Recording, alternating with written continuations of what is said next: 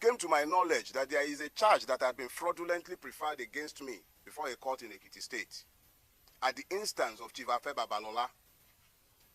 This charge had been fraudulently preferred, hidden from view, and the court had purportedly demanded my presence multiple times, and I had failed to appear before this court. And this court had then proceeded to issue a bench warrant for my arrest. This is classic Afe Babalola. I detailed his corruptive influence in my book, Nigeria and its Criminal Justice System. And what he has done is exactly what he has always done in hiding, but he has done it this time again.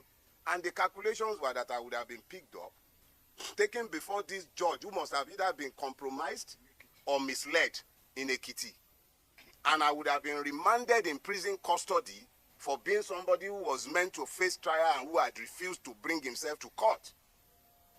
I am reliably informed that social media influencers had been paid to spin these narratives after my arrest.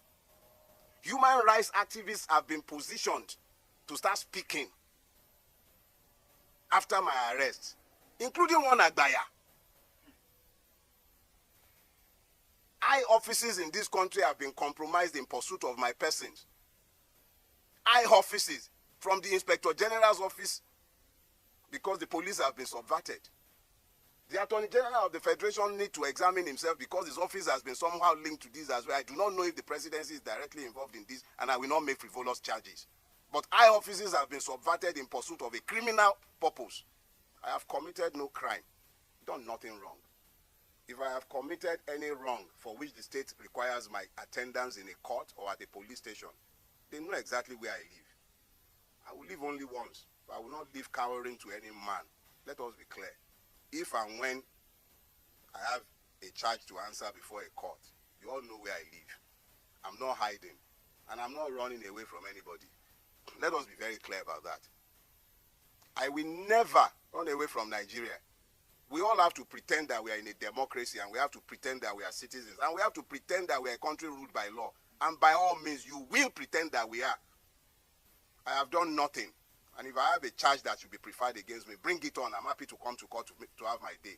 If there is a crime, there must be justice, not only for the person who is aggrieved. There must be justice for the accused.